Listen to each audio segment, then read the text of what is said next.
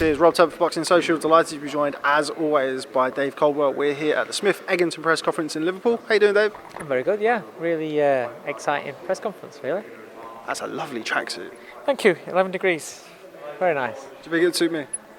I don't think it's fit you. Yeah, that's a fair point. Back to the boxing. It was a very interesting press conference. To start with your man, Anthony Fowler. Didn't disappoint him and Scott Fitzgerald. No, it's just a carry on from their social media lovers tiff, I think. What's that like for you as a trainer? Do you kind of watch that and think, oh, here we go? Or are you trying to keep a lid on it? I mean, Fowler seems to kind of relish in that whole stuff. It doesn't affect Fowler one bit. You know, it's not... Do you know what? Fowler is... It's quite unique in the fact that he's an ultimate professional in that gym. It really is. I have no issues with him whatsoever. It's not made him more obsessive. It's not made him. I don't know. It's not changed him. Not made him too tense. If anything, he's more relaxed. He is relishing in it. He's happy to bounce off somebody, I think, rather than him just talking all the crap. And I'm looking forward to Saturday night.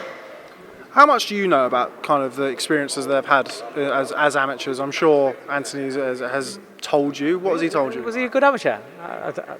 Also, he's a CBD oil. I think I heard that. Yeah, they're both quality amateurs, weren't they? They both really were. But ultimately, that counts for nothing. It counts for absolute zip, because amateur boxing, professional boxing, completely different type of gloves. This is what they will both know on Saturday night, is that when those 10-ounce gloves are hitting you on your chin, you know about it. Every pro that's been hit with 10-ounce grants knows about it. You know, it doesn't even have to be a power shot. And when Fowler's landing on him with those 10-ounce grants, Scott Fitzgerald will understand this isn't amateurs.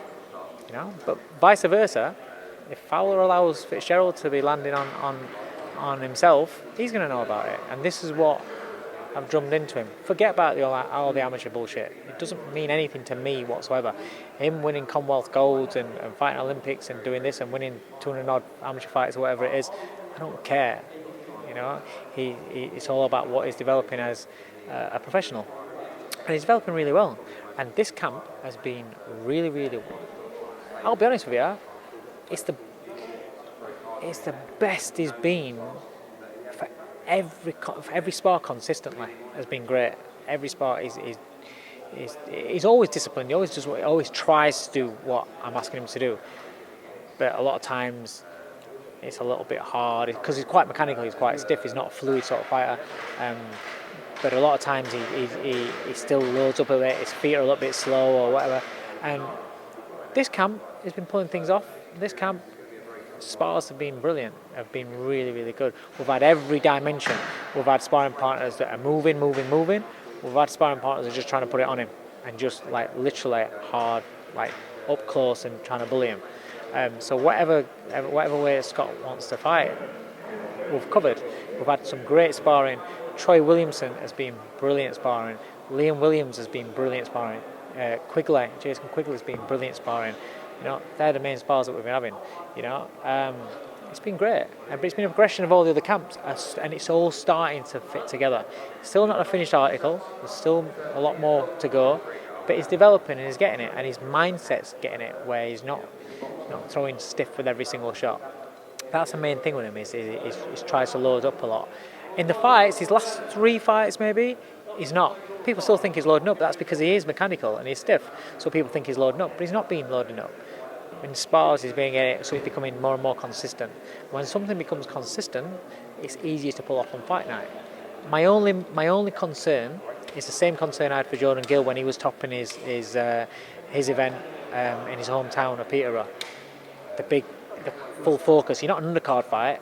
You know, I know Fowler's undercard for Smith Egginton, but it's not really, is it? I mean, it is in name, but it's not like the majority of the crowd is going to be stood in bar while this fight's on. Everybody's going to be coming out of the bar to watch this fight. So it's how he handles it on the night. If he goes in there and does what I ask him to do and handles it how I need him to do, then this will be a really good performance. If he goes in there and raging and want to fight for the crowd, then it's a 50-50 fight.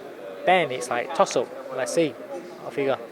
How good is Scott Fitzgerald? I think it's fair to say this is Anthony's first test as a professional, first real fight as a professional. How good is Scott Fitzgerald? He's a good fighter. He's a good fighter, and he's a very, very hard puncher. And he puts together nice punches. He's a good fighter. He's dangerous. But from when Fowler's been 6-0, this is the fight I've wanted. It's not like I've just wanted it now. This is the fight I've wanted for Fowler's last 4 fights. You know, I've been watching Fitzgerald, and he is the kind of breakout fight that I wanted for Fowler, because he's going to come to take your head off. If you don't stay focused, he's going to take your head off. It's going to be exciting while it lasts. But ultimately, I look at what Fowler's got and what Fowler does in the gym. Not what he's done in his previous fights, what he does in the gym.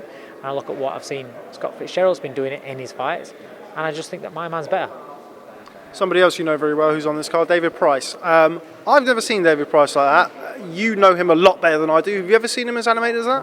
No, and that is something that I've always wanted to see out of him. You know, we always said, me and Bellew would always talk about if he had that devil bit of, you know, I used to say if he had a bit of Bellew in him, you know, the aggression and the I'm going to do this to you, I'm going to do that to you, and I don't care about insulting people around there watching and thinking, oh, he's not very nice, is he? Price, I've always thought, is too nice. He's too nice a person.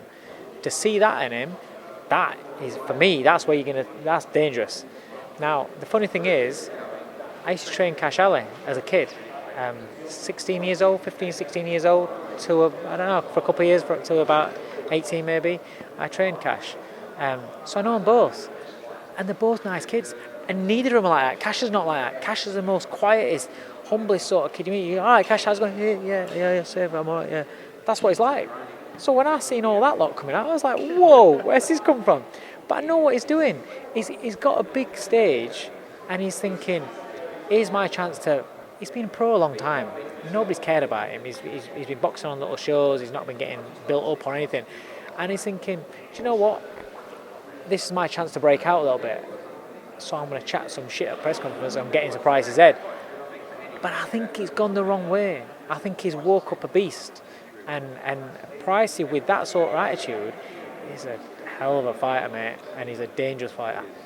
Who wins that fight? I'd rather not say, because I know them both and I'm friends with them both. It is hard for me because I am friends with them both. I've known them both for over a decade. I like them both, and away from that, the two genuinely nice kids.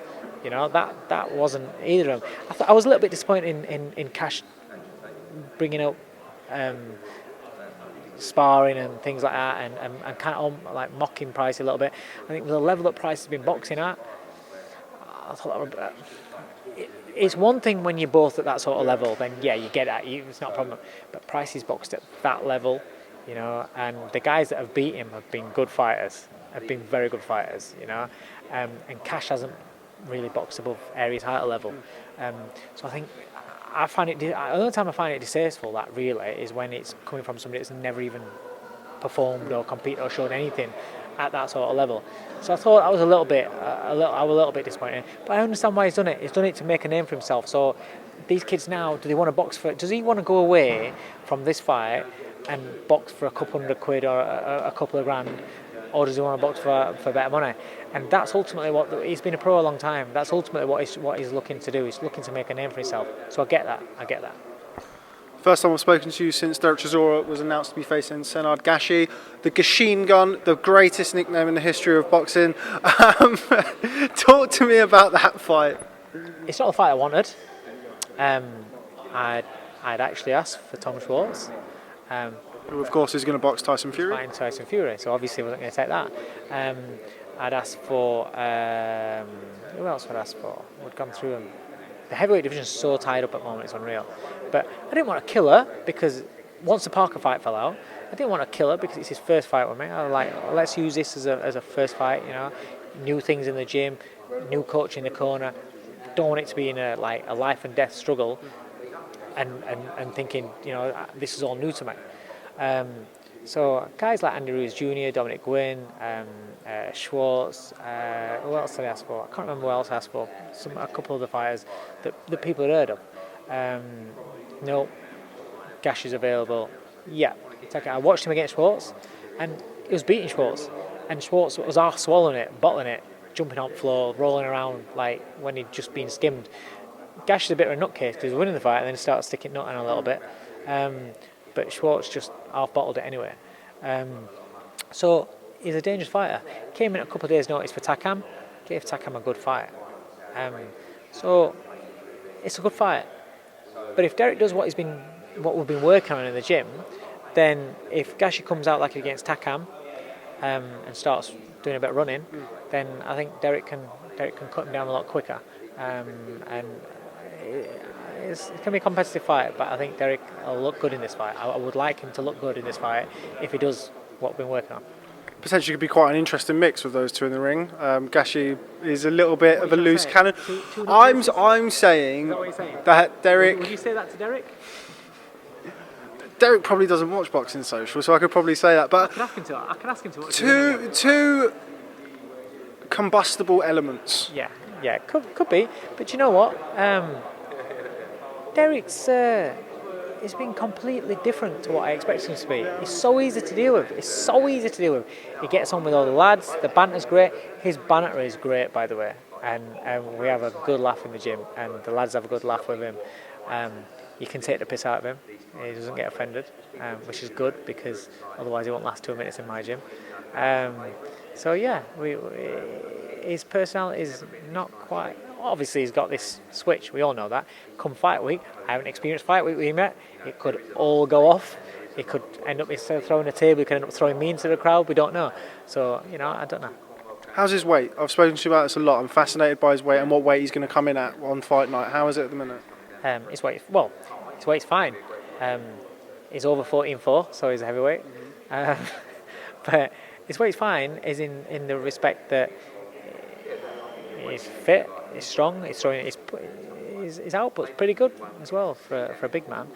But I said to you last time, I'm not too concerned about him stripping weight down and getting light and looking at scales and saying 17.5 or whatever it is. I'm not interested in that. I want to see his performance, because I was a little bit worried that I thought that by stripping that weight down, his punch resistance wasn't quite as good, and it just didn't seem as stable as when he's a little bit heavier. So as long as he's fit, I'm not bothered. He's a heavyweight. I don't tell him to put on weight. I don't tell him to lose weight. What I will say is be careful about losing too much weight. Incidentally, that's why I'm interested as well. I'm not Derek's Slimming World consultant. He's in shape, as in his body's in a V, and you can see abs. But actual weight, I'm not asked. As long as he's in shape, I'm not asked. Where next for him? There's talk of potentially him and. Let's get Gash out of the way. Okay. I'm not being funny. I hate this because it's a potential banana skin. Because ultimately, Derek's coming off for a bad knockout loss, right? He's doing what he needs to do in sparring. We're going to step that up as we go on for the next couple of weeks. But let's see him get rid of Gashi. And it's not about him getting rid of Gashi. It's not about him winning the fight. It's about how he looks. If he looks well. What I will say is that you ask Derek to try things out in sparring, and he does it. He's not one of these that I'm doing it my own way. He's trying it and he's doing it and he's pulling it off. And we've been getting some good sparring in, and I'm happy with where we're at. So let's see him how he performs against Gashi on fight night. And if we get a good performance, then we'll call that King Kong. Okay, I'll consider myself told. Thanks very much for speaking to Boxing Social. Always a pleasure, Dave. Look forward to seeing you soon. Thanks, mate. Cheers.